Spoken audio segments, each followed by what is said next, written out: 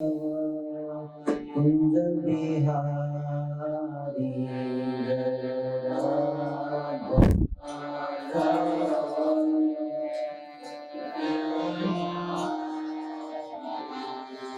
गोपी जन वल्लभ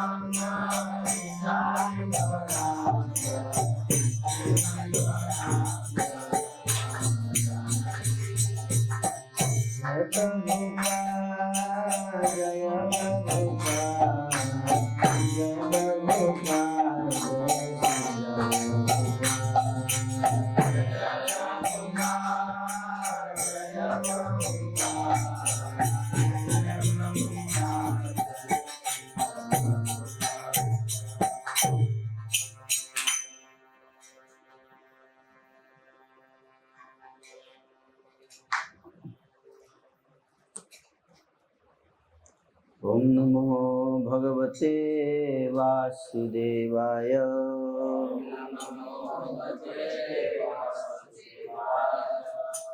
ओम नमो भगवते वासुदेवाय।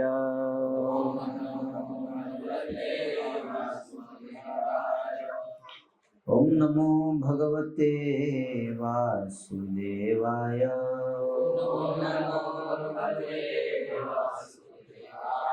ओम ज्ञानतिमिरान्धस्य ज्ञानाञ्जनशलाकया चक्षुरुन्मिलितं येन तस्मै श्रीगुरवे नमः।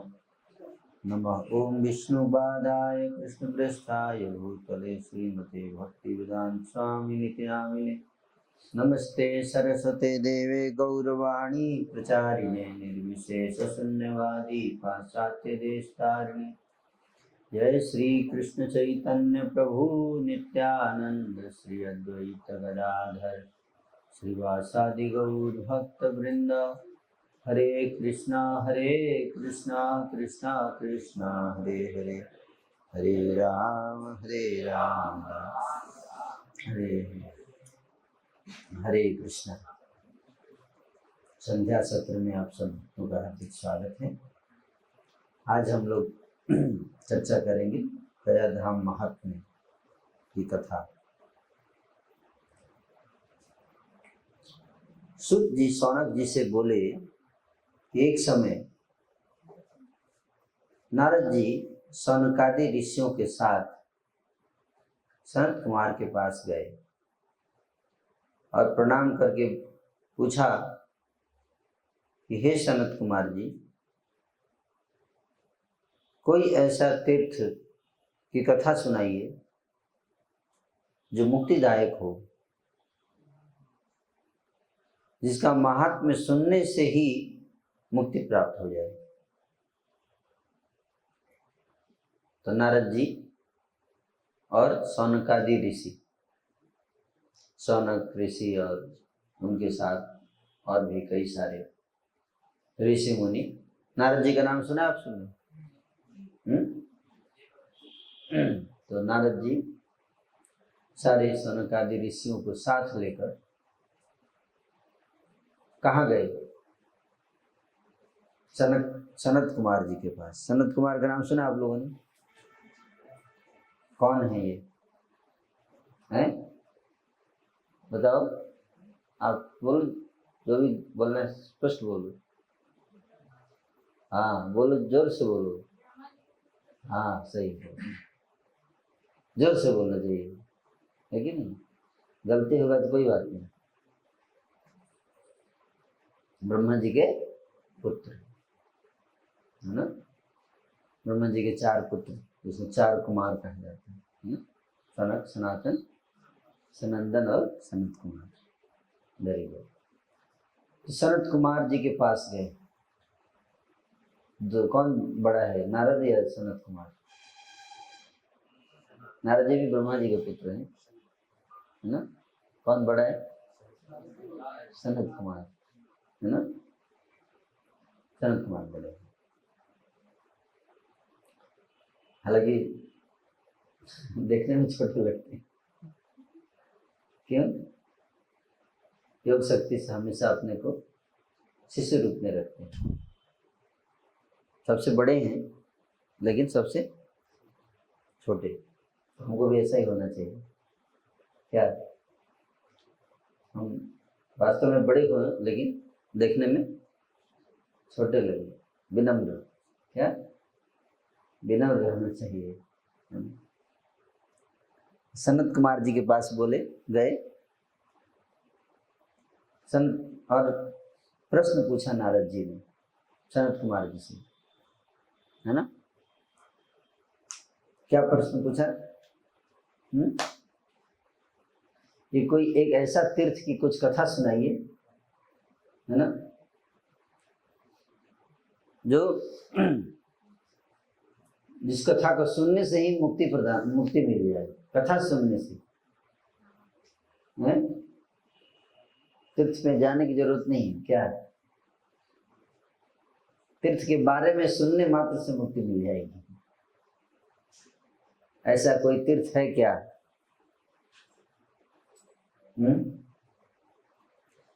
सनत कुमार जी बोले हे नारद, ऐसा तीर्थ तो गया ही है।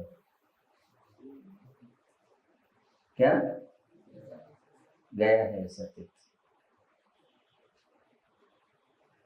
उसके सुनने मात्र से, उस तीर्थ के बारे में, गया तीर्थ के बारे में सुनने मात्र से क्या मिलता है? मुक्ति। बोलिए सब लोग, मुक्ति। कई लोग नहीं बोलते, बोलना चाहिए। अच्छी बात बोली, बुरी बात मत बोलिए, चुप रहिए, मुंह बंद रखिए, गांधी जी के बंदर की तरह। हम देख लोग बुरी बात में जोर जोर से बोलते हैं, अच्छी बात बोलेगा तो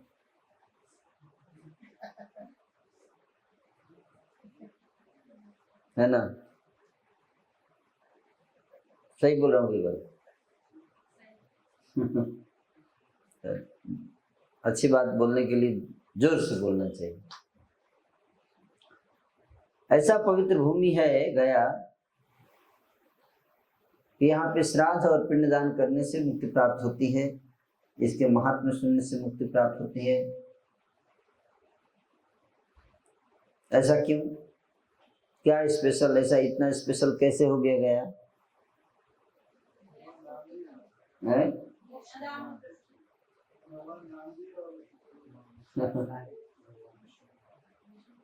तो इसके बारे में बता रहे हैं सनत कुमार जी। कहते हैं कि एक बार गयासुर नामक दैत्य, कौन? गयासुर दैत्य का नाम था। ये शहर का, ये जो तीर्थ है, इसका नाम दैत्य के नाम पे पड़ा है ना? दैत्य का नाम। लेकिन वो दैत्य था, असुर था, शरीर उसका असुर का था। शरीर कैसा था? असुर का था, लेकिन उसका हृदय जो है वो देवता से भी पवित्र था। हमेशा सारे असुर खराब नहीं होते, सारे असुर खराब, जैसे वृत्तासुर थे, है ना? पिछले जन्मों में वृत्तासुर जो थे क्या थे? चित्रकेतु महाराज, बहुत उच्च कोटि के भक्त थे, लेकिन किसी कारणवश पार्वती जी ने उनको श्राप दे दिया असुर बनने का, इसलिए असुर बन गए थे। लेकिन शरीर से असुर थे, मन उनका कैसा था? एक भक्त का था। इसी तरह से गयासुर जो थे वो शरीर श्राप के कारण असुर बन गए थे, लेकिन उनका जो हृदय था बिल्कुल एक भक्त जैसा था, है ना? कैसे वो आगे बताएंगे। तो गयासुर नामक दैत्य जो थे वो बड़े बलवान, बहुत बलवान। तो ब्रह्मा जी ने उनके गयासुर के शरीर पर धर्मशिला रखकर यज्ञ किया, है ना? तो इस प्रकार से गयासुर की कथा को बताते हैं संत कुमार जी। कहते हैं कि नारद जी कहते हैं सनत कुमार जी से कि गयासुर की कथा को थोड़ा वृतांत विस्तार से सुनाइए, है ना? गयासुर के शरीर पर ब्रह्मा जी ने यज्ञ किया। किसके ऊपर? गयासुर के शरीर पर, है ना? ऐसा क्यों? जमीन पे भी कर सकते थे, यज्ञ कहीं भी किया जा सकता है, हैं? कौन? हाँ हाँ, बहुत बढ़िया, आपने लगभग सही उत्तर दिया है है ना? लगभग सही उत्तर। तो पूछ रहे हैं नारद जी सनत कुमार से कि ऐसा विचित्र कैसे हुआ कि उसके ऊपर स्वयं ब्रह्मा ने यज्ञ किया, क्योंकि यज्ञ के लिए भूमि जो होनी चाहिए वो बहुत पवित्र भूमि होनी चाहिए, वो तो असुर था। तो असुर के शरीर पे यज्ञ कैसे हो गया, अपवित्र शरीर पे, है ना? ये प्रश्न था किसका? नारद जी का। प्रश्न को सुनकर संत कुमार बोले, हे नारद, एक समय स्वयं ब्रह्मा जी सृष्टि रचते समय गयासुर को उत्पन्न किए।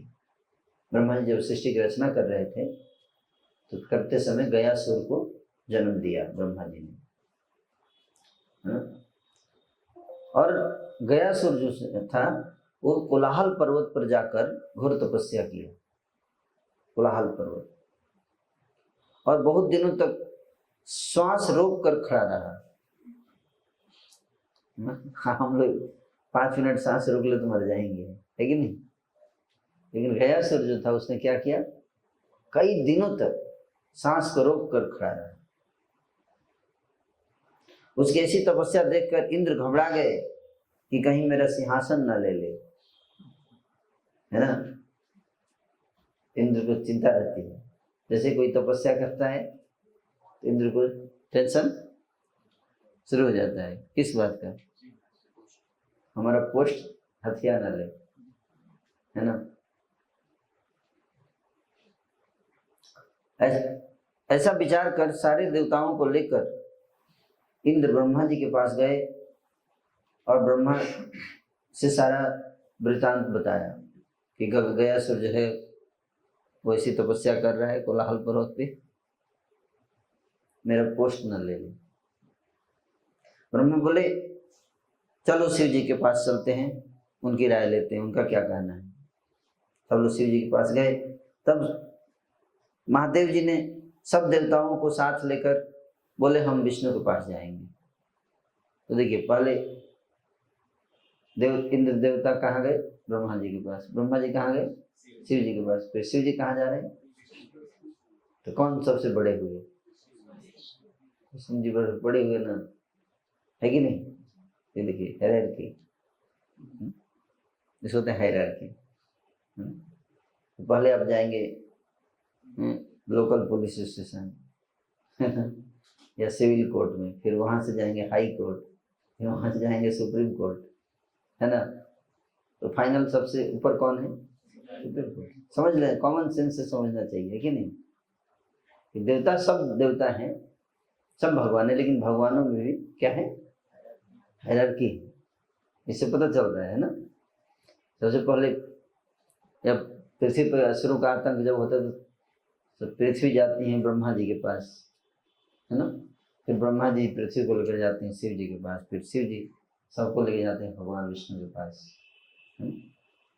कभी कभी खुद भी हल कर देते हैं, ब्रह्मा जी के लेवल पर ही समस्या हल हो जाती है तो ऊपर नहीं जाते हैं। कभी शिव जी के लेवल पर हल हो जाता है। कुछ ऐसी समस्याएं होती हैं जो वहाँ उस लेवल पे हल नहीं होती, तब ऊपर जाना पड़ता है। लेकिन विष्णु के लेवल पर जाते जाते सब हल हो जाता है, तो उसके ऊपर जाने की जरूरत कभी कभी जाना पड़ता है। कभी कभी भगवान विष्णु को भी अपने से ऊपर जाना पड़ता है। कहाँ पे? कृष्ण के पास। ऐसे भी कुछ स्थान है। तो इस प्रकार से बता रहे हैं कि ऐसी सारे देवता भगवान विष्णु के पास गए, प्रणाम किए और भगवान विष्णु की स्तुति किए। तब भगवान विष्णु ने सारे देवताओं से पूछा, हे देवता लोग, आप सब किस कारण यहाँ आए हैं? तो सारे देवता बोले, हे नारायण, गयासुर नामक एक भारी दैत्य उत्पन्न हो गया है, उसने घोर तपस्या की, सो हे नाथ वरदान देकर हम सबकी रक्षा कीजिए। तब विष्णु भगवान बोले, तुम लोग उसके पास जाओ, मैं गरुड़ पर चढ़कर पीछे से आता हूँ। सारे देवताओं के चले जाने के बाद भगवान विष्णु गरुड़ पर चढ़कर गयासुर के पास आए और शंख से उसका शरीर स्पर्श कर बोले, हे दैत्यराज, तुम्हारी उग्र तपस्या देखकर हम अति प्रसन्न हैं, तुम्हें वरदान देने के लिए आए हैं, वर मांगो। तो जनरली जब कोई असुर राक्षस तपस्या करता है और कोई वरदान मांगने आता है तो क्या मांगता है? रावण ने क्या वरदान मांगा बताइए? अमर होने का, है ना? अमर होने का। तो वो वरदान मिला कि नहीं मिला रावण को? नहीं मिला है? मिला था? नहीं मिला था या मिला था? कितने लोग मिला पार्टी में? हाथ उठाइए। हैं?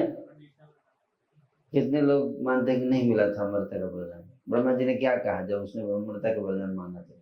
कौन बताएंगे? संजीत प्रभु आप बताइए। चलिए। बोले कि मैं ही अमर नहीं हूँ तो तुमको क्या अमर बनाऊंगा, है ना? ब्रह्मा जी बोले मैं खुद ही अमर नहीं हूँ, तुमको क्या अमर बनाऊंगा, है ना? दूसरा वरदान मांग ली, इसके अलावा कुछ भी मांगोगे दे दूंगा। तो फिर रावण ने क्या कहा है, किसी से नहीं मारा जाऊं। फिर गिनाते गया, देवता, असुर, गंधर्व, किन्नर, यक्ष, सारे का नाम गिना दिया। लास्ट में मनुष्य बोलने ही वाला था, फिर उसको बहुत शर्म आई, मनुष्य तो मेरा भोजन है, इमेज खराब हो जाएगा, है ना। और आप बोले मेरे को वरदान दीजिए कि मैं गिरिराज चंद्र प्रभु इनको पटक सकूं, इनको पटक सकूं। चींटी, चींटी को पटक सकूं, शर्म नहीं आएगी? लोग हंसे, चींटी, चींटी से डरते हो, है ना। लोग हंसेंगे, ऐसा सोच के रावण बोला कि 2-3 छोड़ देते हैं, है। तो इंसान और बंदर को छोड़ दिया, बंदर भालू, है ना, और उसी में फंस गया है ना। तो कहते हैं ना कि चोर अपना कुछ ना कुछ निशानी छोड़ जाता है ना। उसी तरह से जीव कुछ ना कुछ रास्ता दे ही देता है मृत्यु को आने के लिए, है ना। तो ब्रह्मा जी बोले ठीक है, चलो तुमको वरदान दे देता हूँ। तो वरदान पाने के बाद उद्देश्य क्या था रावण का? उद्देश्य क्या था बताइए, क्यों वरदान चाहता था अमर होने का? हाँ, ताकि सबको शोषण कर सके, है ना। जब पावर आ गया तो क्या किया उसने? सबको प्रताड़ित करना शुरू कर दिया, है ना। सारे संसार में आतंक फैलाना शुरू कर दिया। पावर तो लेना आसान है, लेकिन उसे संभालना बहुत मुश्किल काम है कि नहीं। आपको 5 करोड़ रुपए दे दिए, प्रश्न इंटरव्यू में जाएंगे तो कई बार प्रश्न पूछ देते हैं, अगर आपको भारत का प्रधानमंत्री बना दिया तो क्या करेंगे, है ना। क्या जवाब देंगे? सबसे पहला काम क्या करेंगे? हैं? एजुकेशन से। माता जी बहुत सही बात बोली, है ना। बहुत मैं भी यही बोलता है, बिल्कुल सही पॉइंट। एजुकेशन सिस्टम को ठीक करना, है ना, क्योंकि एजुकेशन सही होगा तो, है ना, लोगों के विचार सही होंगे, विचार सही होगा तो व्यवहार सही होगा, व्यवहार सही होगा तो व्यापार सही होगा, संसार सही होगा, है कि नहीं। एजुकेशन, और एजुकेशन में भी किंग ऑफ एजुकेशन क्या? स्पिरिचुअल एजुकेशन, वो जरूरी है कि नहीं। भौतिक एजुकेशन से ज़्यादा आप पैसा कमा सकते हो, लेकिन चरित्र के बिना सब बेकार है कि नहीं। रावण देखो कितना एजुकेशन था, बहुत प्रकांड पंडित था वो, सारे शास्त्रों का ज्ञाता था, लेकिन क्या हुआ, कैसे बिगड़ गया रावण जानते हैं? पावर को संभाल नहीं पाया, क्या हुआ? अहंकार नहीं हुआ तो बाद में है, गलत संगत में फंस गया। जैसे आपके पास पैसा आएगा ना, तो ऐसे लोग आपके पास आएंगे। जिसके पास पैसा नहीं है उसके पास ज्यादा संसार में दुष्ट लोग जल्दी नहीं है कि कुछ है ही नहीं, क्या हो? जैसे आपके पास पैसा आएगा, चोर अपने आपको चारों तरफ आ जाएंगे, पैसे वाला आदमी पकड़ो इसको, है कि नहीं। तो उसके आ गए, नाना के साइड के लोग आ गए उसके पास, राक्षस। उसकी माँ असुर प्रजाति से थी, पिता ब्राह्मण थे, तो उन्होंने बिगाड़ दिया उसको, रावण को। रावण उनकी बात सुनने लगा। तो इस तरह से असत्संग, गलत संग, कुसंग से ही कुबुद्धि आती है ना। कुसंग, इसलिए हमेशा एक चीज से सावधान रहने, किससे? कुसंग से, दुष्ट संग। सत्संग क्या? सत्संग, सत्संग से क्या होता है? बिनु सत्संग विवेक न हुई, बुद्धि नहीं आएगी, गलत बुद्धि आ जाएगी। जैसा संग वैसा रंग, जैसे संग होगा वैसा ही रंग होगा। शराबियों के साथ संग करेंगे, शराबी बन जाएंगे, है कि नहीं। और दुष्टों के साथ संग दुष्ट बन जाएंगे, चोरों के साथ संग चोर बन जाएंगे, और संतों के साथ संग करेंगे तो संत बन जाएंगे, है कि नहीं? तो क्या बनना चाहिए? कई लोग बोलते हैं आप कहाँ जा रहे हैं, आप साधु बनने वाले हैं क्या? इसको हम जाके साधु बन जाएंगे, तो आपका क्या ख्याल है, चोर बनना चाहिए क्या? आपका क्या प्लान है चोर बनाने का? या तो क्या बनना है आप क्लियर कर लो पहले। नहीं, बनना तो चोर ही है। नहीं सॉरी, बनना तो साधु ही है, लेकिन नहीं साधु नहीं बनना हमको।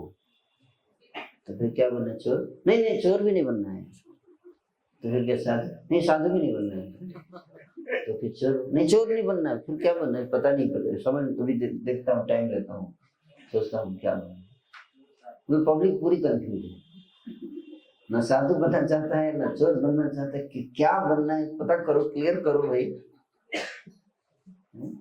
पूरी कंफ्यूज पब्लिक, हर चीज पे ऊपर कंफ्यूज है। ज्यादा अच्छा मत बनना, इतना अच्छा भी नहीं बनना है ना। हमारे एक प्रोग्राम में एक बार एक स्टूडेंट आया है ना, तो हमने उनसे पूछा आपको कैसा लगा कार्यक्रम। जनरली हम लोग फीडबैक लेते हैं कॉल करके बाद में, आपको कैसा लगा कार्यक्रम? बोले बहुत अच्छा था, ड्रामा कैसा था? बहुत बढ़िया, कीर्तन बहुत अच्छा, प्रसाद सबसे अच्छा। अच्छा, सब अच्छा था? हाँ, फिर अगली बार आएंगे? बोला बिल्कुल नहीं आऊंगा।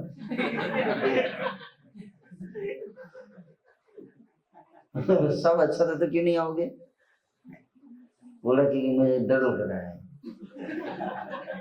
किस बात का डर लग रहा है? अगर मैं आ गया बार बार तो मैं अच्छा हो जाऊंगा। इतने जगह पे मैं अगर आया तो मैं अच्छा हो जाऊंगा, मेरा डर लग रहा है। क्या डर? अच्छा होने में क्या प्रॉब्लम? अच्छा हो जाऊंगा तो मेरी शादी कौन करेगा? ये बहुत बड़ा डर है, क्योंकि तो बहुत अच्छा हो जाए ना तो भी उसको कोई पसंद नहीं करता है ना। एक बार एक युद्ध था, वो बता रहा था कि एक समय था जब वो उसको गलत लोगों का संग प्राप्त हो गया है ना, दुष्टों का संग, दोस्त मिल गए उसको, उनके साथ बैठ के शराब पीने लगा। उसके पिताजी को पता चला, जब बोले बेटा, हाँ बोलिए पापा, हमने सुना तू शराब पी रहा है आजकल। हाँ पापा, वो क्या करें, वो पापा दोस्त के साथ में थोड़ा पीना पड़ गया।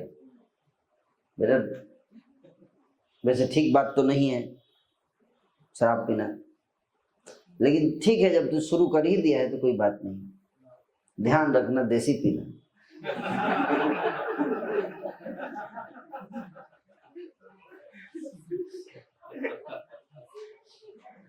फिर कुछ दिन का पता चलता है बेटा जो है वो सिगरेट पी रहा है। बेटा हमने सुना तू सिगरेट पी रहा है। बोले वो पापा क्या करे पापा, वो दोस्त है ना पापा, पकड़ा जबरदस्ती पकड़ा देते है ना। अच्छा ठीक है ठीक है ठीक है ठीक है, तू पी रहा है तो पी, लेकिन ध्यान रखना है विल्स का पीना।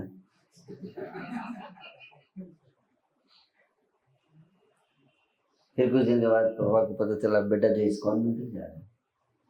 बेटा, हाँ पापा बोलिए, हमने सुना तू इस्कॉन मंदिर जा रहा है। बोले हाँ पापा, वो क्या करे पापा, वो चला गया था पापा, मतलब प्रोग्राम था वहाँ, बहुत बढ़िया था।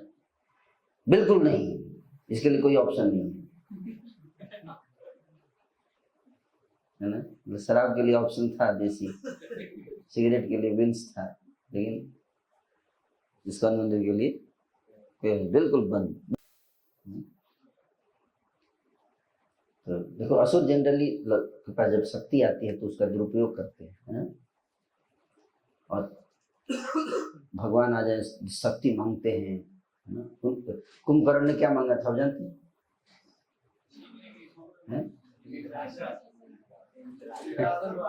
एक्चुअली कुंभकर्ण पहले से प्लानिंग करके रखा था कि जैसे ही आएंगे भगवान ब्रह्मा तुरंत प्रकट होते फटाक से इंद्रासन मांगेंगे, क्या?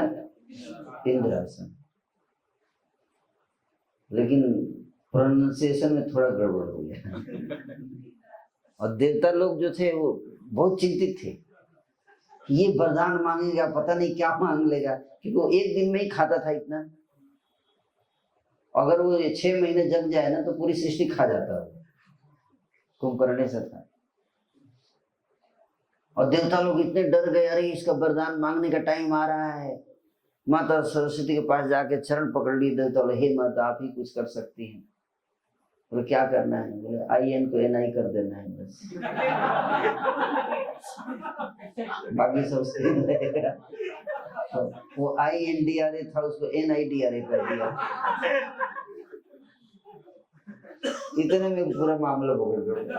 और ब्रह्मा जी बोले वर मांगो, और जैसे ही बोले उसने निद्रासन दे दीजिए, ऐसे बोले तथास्तु, फटाक से बोल दिया कि चेंज ना कर।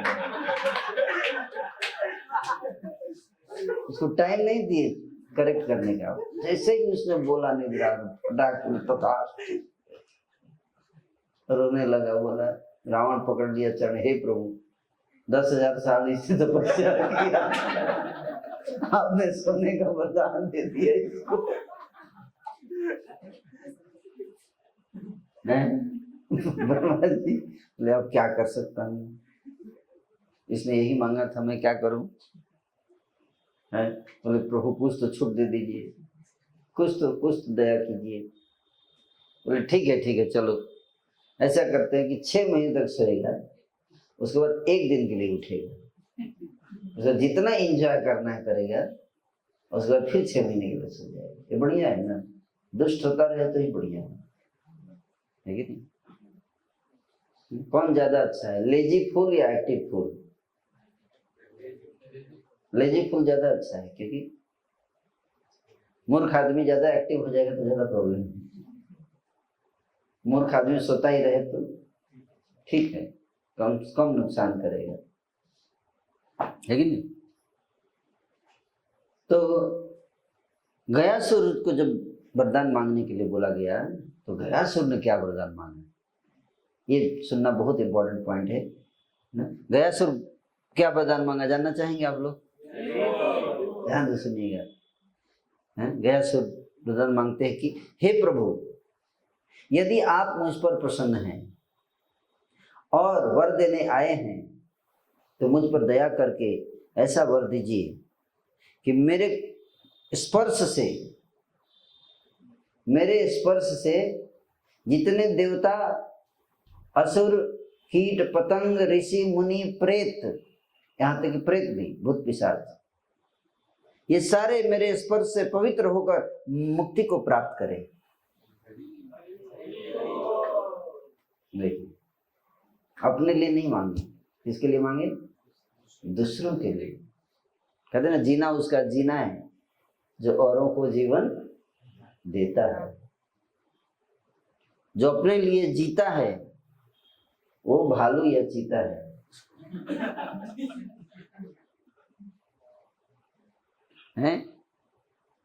जीवन उसी का है जो दूसरों के लिए जीता है, लेकिन ये सर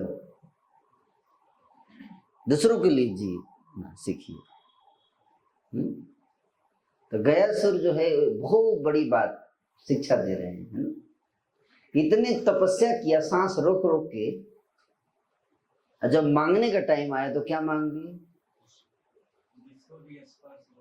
हाँ, सबके दुख नष्ट हो जाए, सब लोग मुक्ति प्राप्त कर ले दुखों से।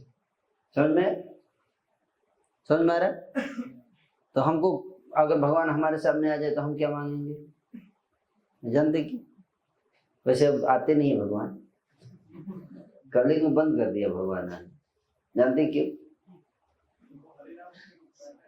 सबसे लास्ट टाइम जानते किसको वरदान दिया भगवान ने?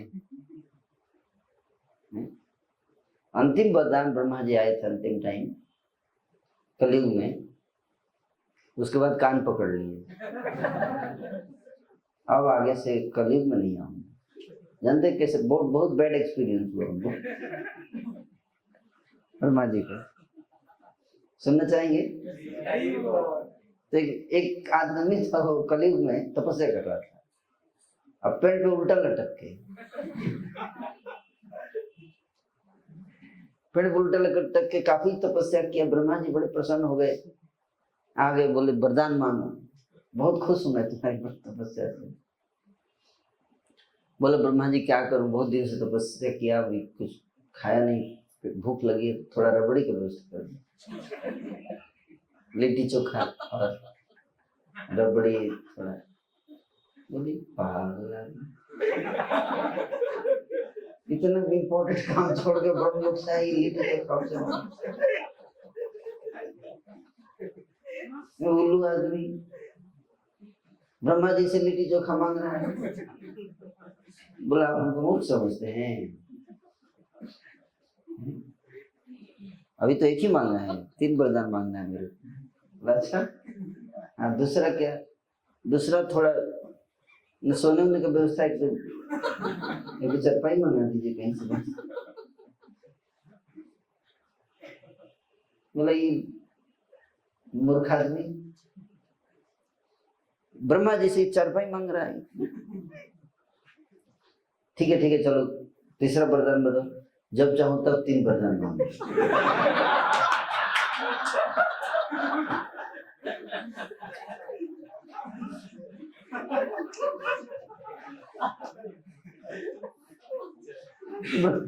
बोले तो फंसा दिया हमको। कुछ दिनों के बाद जब ठीक है वो तथास्तु, फिर जैसे ही ब्रह्मा जी गए फिर से बोला ब्रह्मा जी फिर से आ जाएंगे। अब क्या हुआ? अरे वो मच्छर काट रहे हैं, थोड़ा मच्छरदानी लगा दे।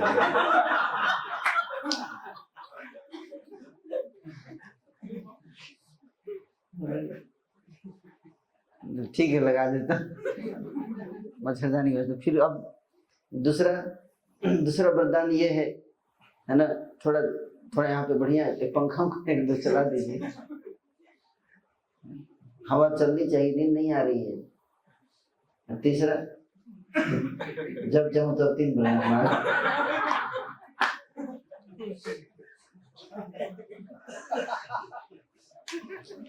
तो अगले दिन अपने घोड़ा पे जा रहा था, तो उसको घोड़ा पैखाना करने लगा।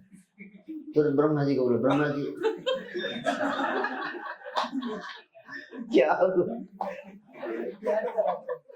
ब्रह्मा जी हमारा घोड़ा थोड़ा पैखाना कर दिया, उसको साफ कर दे।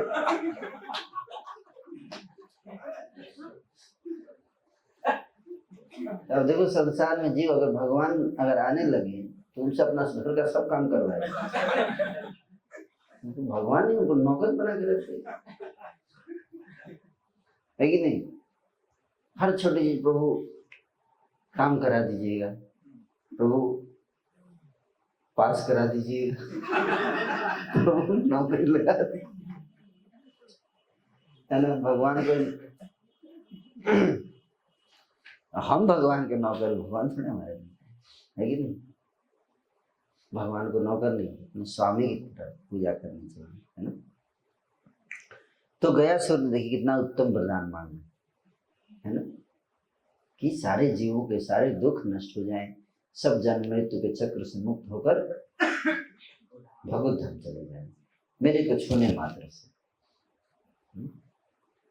तो ये है जैसे गंगा जी में स्नान करने से गंगार परस हुइले पाश्चात्य पावन। गंगा जी जैसा गया सब, गंगा जी में जो स्नान करेगा स्पर्श करेगा उस पवित्र हो जाता है ना, पवित्र हो जाता, सारे पापों से मुक्त हो जाता है गंगा जी को स्पर्श करने से। इसलिए गंगा जी है ना।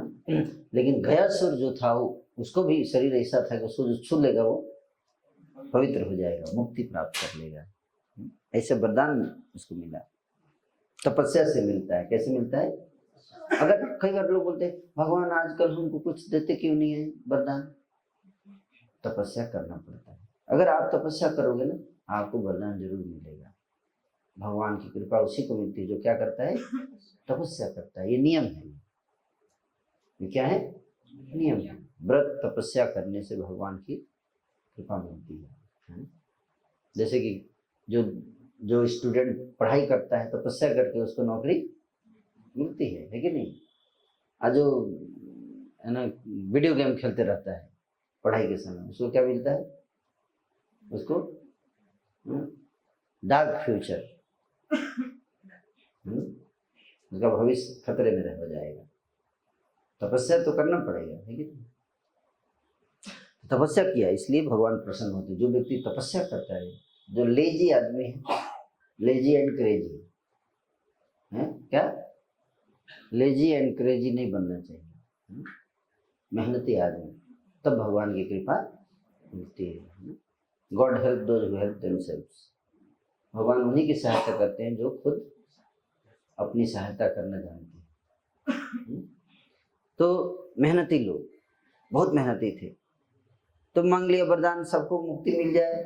उसके वरदान को सुनकर भगवान विष्णु बोले एवं अस्तु कहकर सब देवता सहित निज आश्रम को चले गए। उसी दिन से गयासुर के दर्शन। तो इंद्र सोचे थे कि हमारा सिंहासन लेने वाला है, उन्होंने मिसअंडरस्टैंड कर लिया, है ना। जो होते मिसअंडरस्टैंड, क्या कहते हैं, मिसअंडरस्टैंड। गयासुर तपस्या कर रहा है ये सोच के कि सारे जीवों का उद्धार करना है मुझे, भगवान आएंगे तो, है ना। लेकिन इंद्र क्या सोचने लगे, ये राक्षस है, तपस्या कर रहा होगा तो जरूर कुछ गलत ही मांगेगा, है ना। ऐसे सोच लिए इंद्र। क्योंकि जब भी राक्षस तपस्या करते हैं तो तपस्या के बाद बर्बादी हिलाते हैं, तो इसलिए उन्होंने ये सोच लिया कि ये गयासुर भी उसी टाइप का आदमी है। लेकिन गयासुर राक्षस था, लेकिन हटके बाकी राक्षसों से अलग था। ऐसा नहीं सोचे कि सारे राक्षस गलत होते हैं, नहीं, हर जगह अच्छे लोग भी होते हैं। उसी दिन से गयासुर के दर्शन और स्पर्श से सारे जीव मुक्ति प्राप्त करके वैकुंठ को जाने लगे।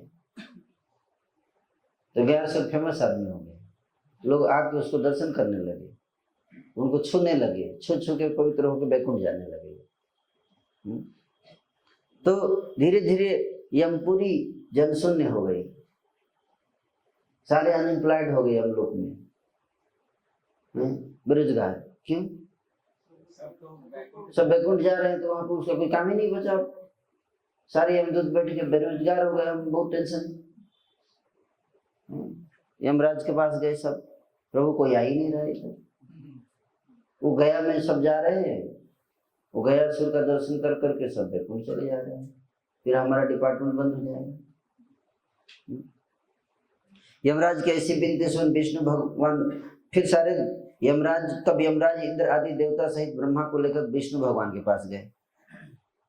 बोले हे दीन बंधु, गयासुर के स्पर्श से सब वैकुंठ को चले गए, यमपुरी जनशून्य हो गई। यमराज की ऐसी विनती सुन भगवान विष्णु बोले हे ब्रह्मा, आप गयासुर के समीप जाइए और बोलिए यज्ञ के लिए उसका शरीर मांगिए। गयासुर को बोलिए ये शरीर तुम क्या करो, यज्ञ के लिए दे दो। तो न शरीर यज्ञ में इंगेज कर देंगे तो कोई आएगा न छुएगा, न मुक्ति होगी। तो विष्णु की आज्ञा पाकर ब्रह्मा जब गयासुर के पास गए तब असुर प्रणाम करके बोला हे प्रभु, आप मेरे समीप किस लिए आए हैं, कृपा करके कहिए। तो ब्रह्मा ने कहा हे दैत्यराज, मैं तमाम पृथ्वी पर घूम आया, मुझे यज्ञ करने के लिए एक अच्छा स्थान चाहिए था, पवित्र स्थान, जो मिल ही नहीं रहा है, इसलिए मैं तेरे पास आया हूँ। तेरा शरीर नारायण के वरदान से पवित्र हो चुका है, इसको छूने मात्र से वैकुंठ मिलता है, इसलिए तुम अपना शरीर मुझे यज्ञ के लिए दे दो।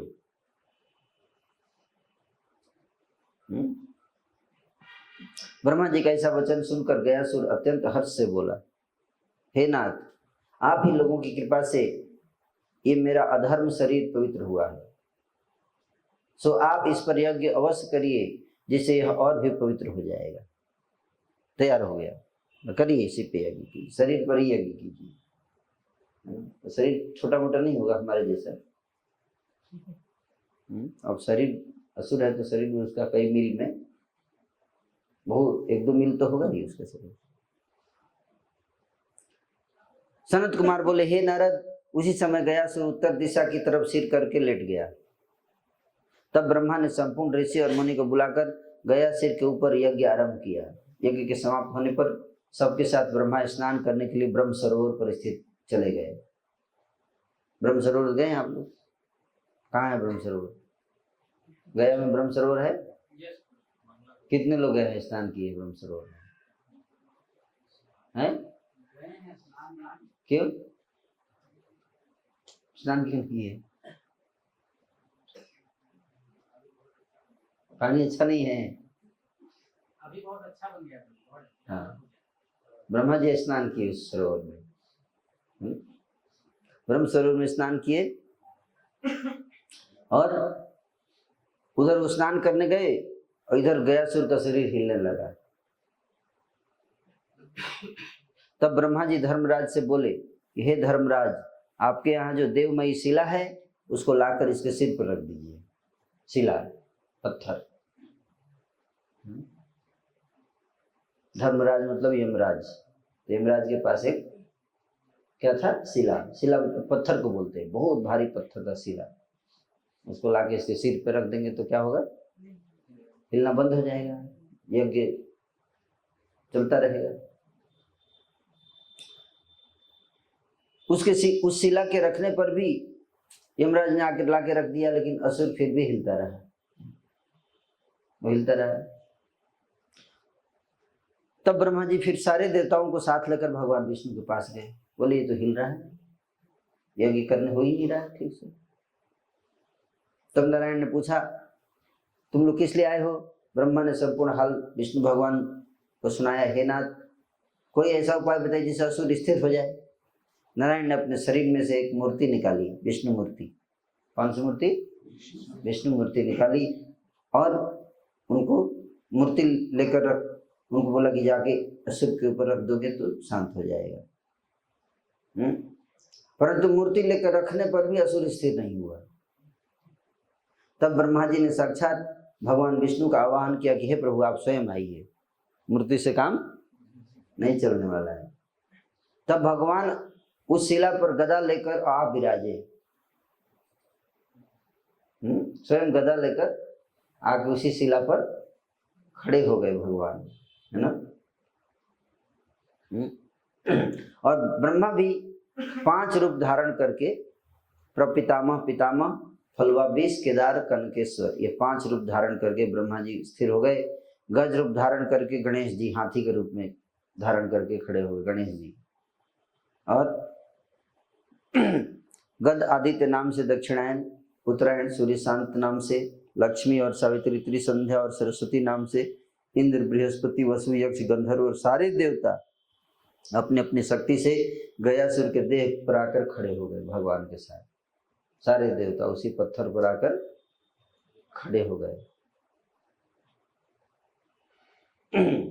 और उसको स्थिर कर दिया। तब गयासुर का शरीर हिलना बंद हो गया। उसी समय से भगवान विष्णु का नाम गदाधर पड़ गया। फिर गदा लेके आए थे, क्या पड़ गया नाम? गदाधर। इसलिए यहाँ पे भगवान गदाधर का भी मंदिर है ना। आपको कई जगह नहीं मिलेगा गदाधर का मंदिर, केवल गया में ही मिलेगा। गयासुर के स्थित होने पर भगवान विष्णु ने कहा, हे असुर, मैं तुमसे बहुत प्रसन्न हूँ, वरदान मांगू। तब गयासुर बोला, हे नाथ, यदि आप मुझ पर प्रसन्न हैं तो यह वरदान दीजिए कि जब तक सूर्य, चंद्रमा पृथ्वी पर है तब तक मेरे ऊपर इस शिला पर सारे देवता विराजमान रहे। जब तक सूर्य, चंद्रमा, पृथ्वी है इस संसार में तब तक आप सारे देवता, आप स्वयं इस पर विराजमान रहें, इस पत्थर पर।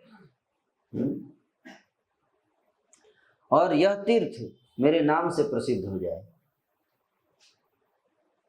यहाँ स्नान करने से, तर्पण करने से, दान पुण्य करने से मनुष्य को सारे तीर्थों से भी ज्यादा फल प्राप्त हो, ऐसा वरदान मांगा उसने भगवान विष्णु से। और गदाधर भगवान के दर्शन पूजन से मनुष्यों के हजारों वंश तर जाए। जिस पितर के लिए यहाँ पिंड दान दिया जाए, जिस पितर के लिए यहाँ पिंड दान दिया जाए, वो ब्रह्मलोकवासी हो जाए और सारे पापों से मुक्त हो जाए। गयासुर का यह वचन सुन भगवान विष्णु ने कहा ऐसा ही होगा। इसके उपरांत ब्राह्मणों को बहुत सा द्रव्य दान देकर विदा किया और इस प्रकार से कुछ काल बीतने पर ब्राह्मणों ने द्रव्य मांगकर धर्म यज्ञ किया। उसका धुआं स्वर्ग हो गया। तो ब्राह्मणों को दान दिया था ब्रह्मा जी ने बहुत सारी चीजें, लेकिन ब्राह्मण असंतुष्ट होते हैं हमेशा। कितना भी मिल जाएगा वो फिर से मांगेंगे, कुछ न कुछ उपाय सोचते रहते हैं, है ना।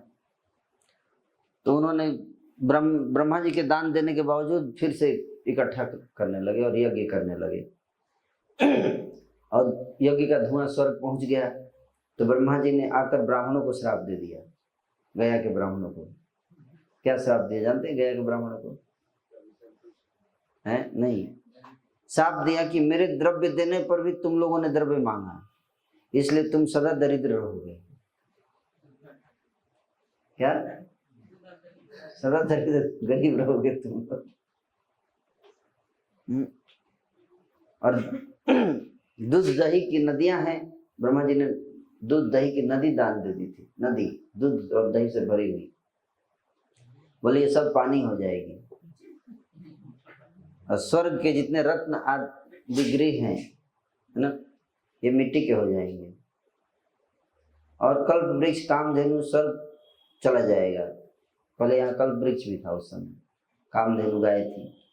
ब्रह्मा का ऐसा साफ सुनकर सारे ब्राह्मण हाथ जोड़कर बोले हे प्रभु, अपने दिए हुए सारे पदार्थों को आपने नष्ट कर दिया, आप कृपा करके बताइए कि हमारा जीवन कार्य कैसे चलेगा, फैमिली मेंटेनेंस कैसे होगा, हैं? हम भी चले जाएंगे छोड़ के। यह सुनकर दयावश ब्रह्मा जी बोले कि जब तक सूर्य चंद्रमा है तब तक तुम लोगों की जीविका के लिए यह क्षेत्र है, तुम्हारे लिए ये क्षेत्र दे रहा हूं मैं कि यहाँ पे जीविका तुम्हारा चलेगा। जो कोई यात्री यहाँ आएगा तुम लोगों को अवश्य पूजेगा, हैं? तुम्हारी पूजा अवश्य होगी यहाँ। इतनी कथा कह चुकने पर नारद जी ने सनत कुमार से पुनः प्रश्न किया कि जो शिला गयासुर के ऊपर रखी गई है वह धर्मराज के घर कैसे गई? धर्मराज ने लाके शिला रखी थी, उसको अभी क्या बोलते हैं? प्रेत शिला। वही प्रेत शिला बाद में नाम हो गई, धर्मशिला उस समय नाम था। तो धर्मशिला कौन, कैसे शिला पत्थर कैसे बना जानते? एक तो पत्थर आप जानते हैं अहिल्या की कथा, माता अहिल्या की, है ना। माता अहिल्या की कैसे पत्थर बन गई, कैसे बनी बताइए? गौतम ऋषि ने श्राप दिया, है ना, गौतम ऋषि ने श्राप दिया। उसी तरह से धर्मशिला जो थी वो उनको भी श्राप मिला। कैसे मिला? तो बता रहे हैं कि यमराज की एक पुत्री थी जिसका नाम था क्या? धर्मव्रत, है ना, धर्मशिला। तो पुत्री जो थी, है, वो शिला नाम की पुत्री थी, है ना, धर्मराज की पुत्री थी। और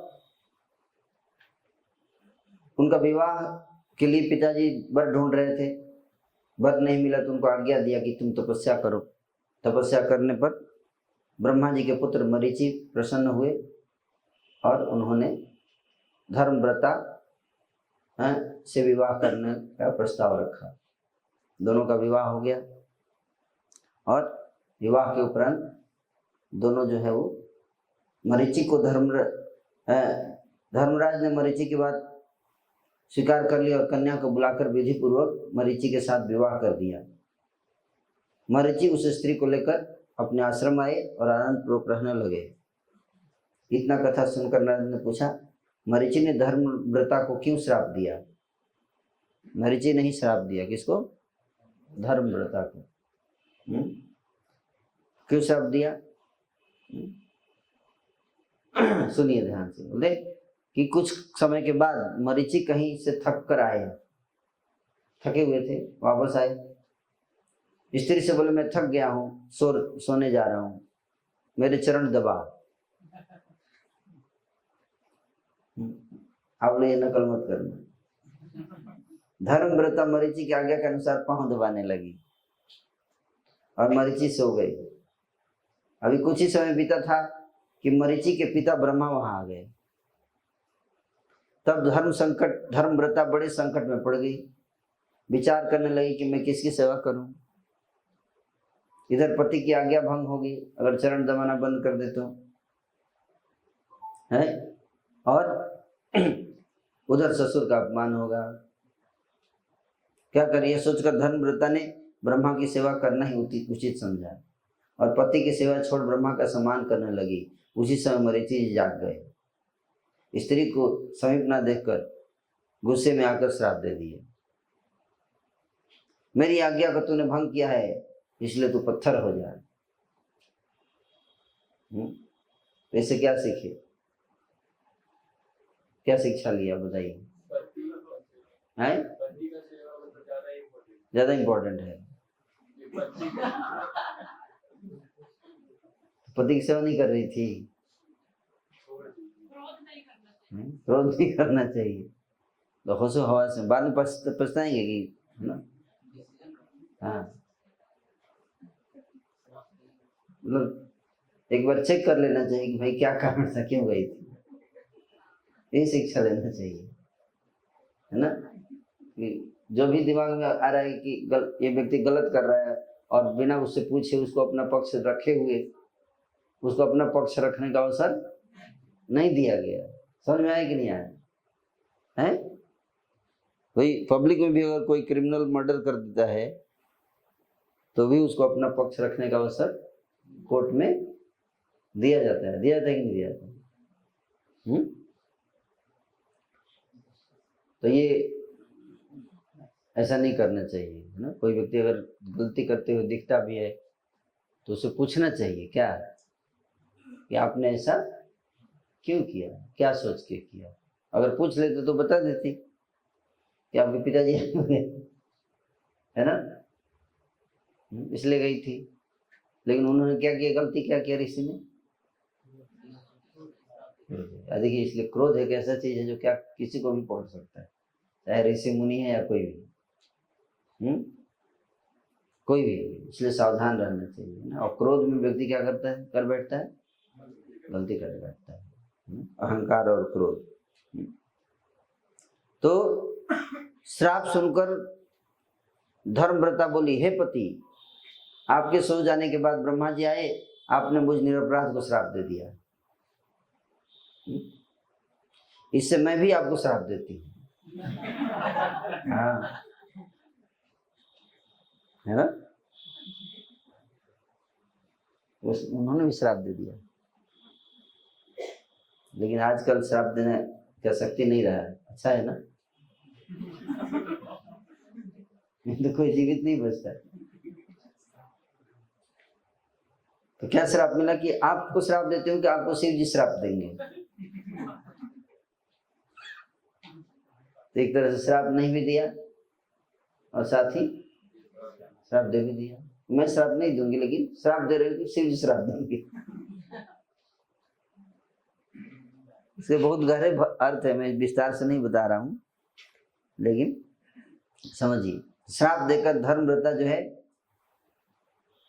क्या करने लगी,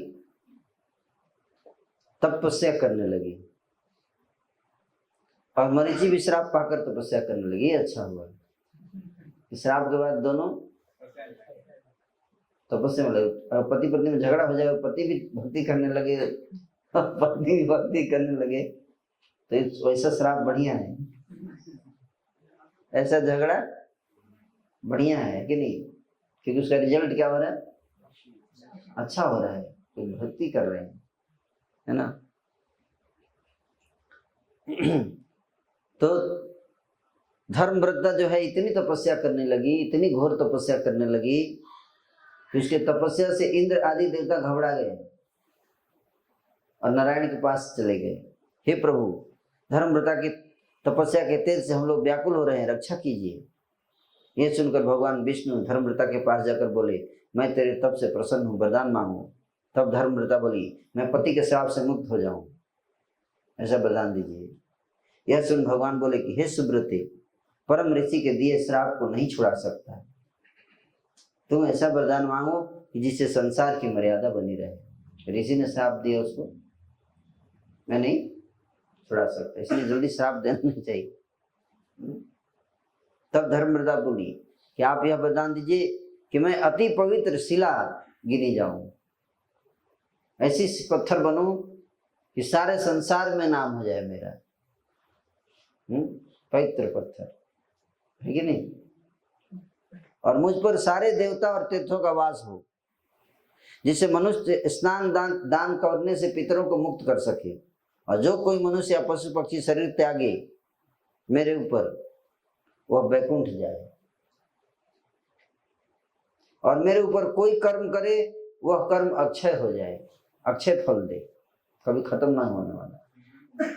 धर्मव्रता के वचन को सुनकर सभी देवता सहित भगवान विष्णु ने एवं अस्तु का वरदान दिया और कहा, जिस समय तू गयासुर के सिर पर रखी जाएगी, उस समय हम लोग तुम्हारे ऊपर स्थित हो जाएंगे। और यह वरदान देकर सारे देवता विष्णु सहित अपने स्थान को चले गए। जब वरदान पाकर शिला अति पवित्र हो गई, तब उसके स्पर्श और दर्शन मात्र से जीवों की मुक्ति होने लगी और फिर से यमपुरी खाली हो गई। अब मुझे लगता है कि दोबारा अब फिर से जब कल रथ यात्रा हुआ है, तब फिर से यमपुरी खाली होने लगेगी।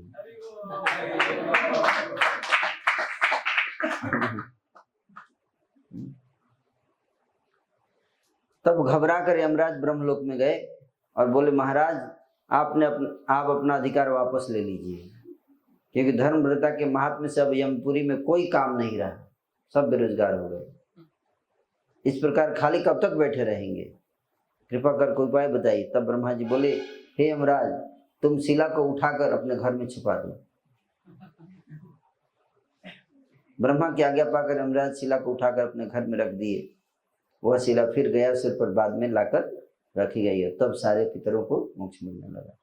तो गयासुर और शिला दोनों का कॉम्बिनेशन है गया में। गयासुर और उसके सिर पे क्या रखा गया, शिला रखी गई और उसके ऊपर भगवान आके विराजमान हुए। और इसलिए ये गया तीर्थ जो है, ये मुक्ति प्रदान करने वाला तीर्थ है। सोचिए, जो आकर यहाँ पे निवास कर ले, उसको मुक्ति मिलती है ना। लेकिन यहाँ पे आने से पहले स्नान करना पड़ता है पुनपुन नदी में। क्या पुनपुन नदी जानते, पटना की तरफ है। तो पहले वहां जाना है, वहां स्नान करके तर्पण करके फिर यहाँ आना नियम है। तो पुनपुन नदी का नाम पुनपुन कैसे पड़ा, बताइए। हैं? हाँ, करेक्ट, वेश्या रहती थी वहां, उसका नाम था पुनपुनिया, है ना, पुनपुनिया। तो जो वेश्या थी, एक दिन उस वहां पे गई, वहां आदि गंगा नदी बहती थी, वहां आदि गंगा उसको बोलते हैं। तो वहां पे जा रही थी, तो वहां पे कथा चल रहा था, कोई महात्मा जी कथा कर रहे थे। तो जाके कथा में बैठ गई, और कथा में बैठने से उसका हृदय परिवर्तित हो गया, है ना। और फिर उसके अंदर भक्ति भावना प्रकट हो गई और भगवान की भक्ति करने लगी। सारे पाप कर्म छोड़ दिया उसने। उसकी भक्ति से प्रसन्न होकर भगवान प्रकट हुए और उसको बोले, वरदान मांगो। उसने बताया कि मैं वरदान मांगती हूँ कि मेरे इस शरीर से जितने जीव अपवित्र हुए हैं, जितने जीवों को मैंने अपवित्र किया है अपने इस शरीर से, उससे कई गुना ज्यादा जीवों को मैं पवित्र करूं, ऐसा वरदान दीजिए। तो भगवान ने वरदान दिया कि तुम यहाँ, ये आदि गंगा तुम्हारे नाम पे जानी जाएगी, पुनपुन नाम होगा, और यहाँ पे जो भी आकर स्नान करेगा वो पवित्र हो जाएगा, सारे पापों से मुक्त हो जाएगा। इसलिए पुनपुन तीर्थ है, वो तीर्थ स्थल है ना। लेकिन बहुत कम लोगों को पता है, ठीक है नहीं। तो ये सब ना, तो गया जो है वो इस प्रकार से भगवान का धाम है। और आप सब यहाँ के निवासी। एक समय हरिद्वार कुंभ के अवसर पर गंगा नदी के किनारे सारे ऋषियों का जमघट हुआ। वहां सारे संसार के प्राय सारे ऋषि मुनि जमा हुए और गंगा स्नान कर सब प्रसन्न हुए। तब आपस में विचार विमर्श करने लगे, हे मुनियों, अब कुछ दिनों के बाद ऐसा समय कलयुग आने वाला है जिससे हम सभी ऋषियों मुनियों का आदर खत्म हो जाएगा, आदर सत्कार नहीं होगा। इसलिए हम लोग भी बैकुंठ जाकर भगवान विष्णु की शरण में क्यों न वास करें। तब एक ऋषि ने कहा, यह कैसे होगा। शौनक आदि ऋषियों ने कहा, यह तो सिर्फ गया क्षेत्र में भगवान विष्णु के चरण पर पिंड दान करने से ही हम सबको विष्णु लोक मिल जाएगा। इतना कहकर सारे ऋषि मुनि हरिद्वार से गया पहुंचे और सब मिलकर भगवान विष्णु के चरण पर पिंडदान किए और समस्त ऋषि मुनि उसी दिन सारे संसार से विष्णु लोक को चले गए। तो गया तीर्थ में निवास, स्नान, व्रत, तपस्या, पिंडदान करने से व्यक्ति वैकुंठ लोक को प्राप्त करता है। हरे कृष्णा कृष्णा कृष्णा हरे हरे, हरे राम राम। कैसा लगा आप लोगों को बताइए। इसलिए इस तीर्थ को तीर्थ के रूप में बनाकर रखना हम सबका कर्तव्य है ना।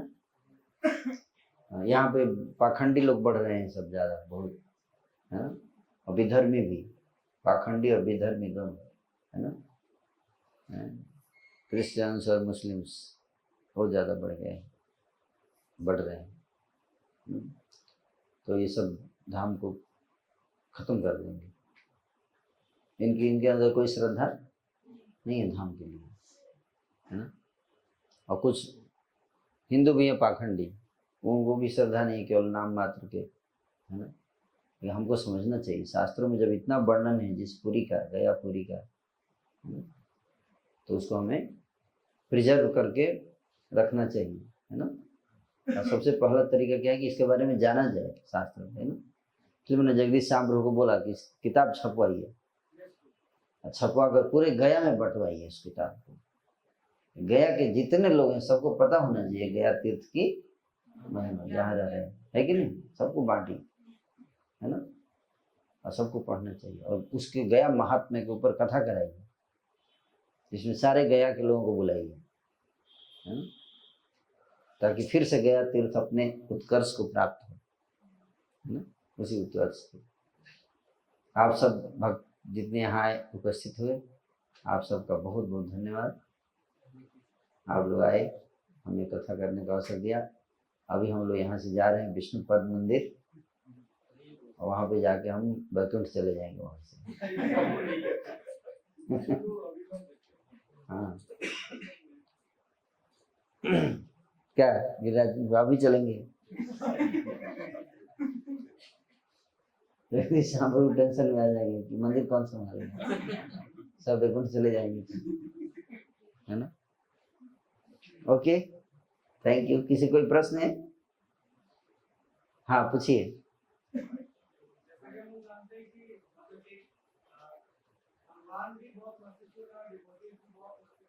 हाँ हाँ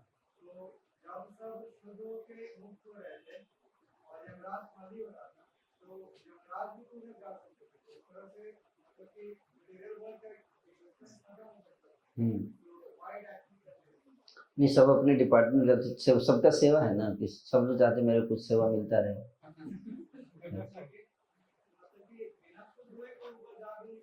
है हाँ, कोई प्रॉब्लम नहीं।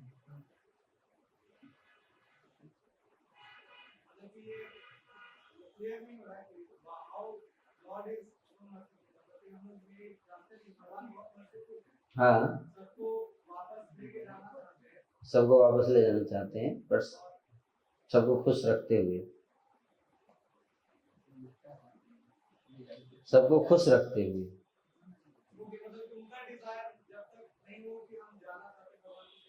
हाँ हाँ, है ना। ओके, बहुत बहुत धन्यवाद। हरे कृष्णा।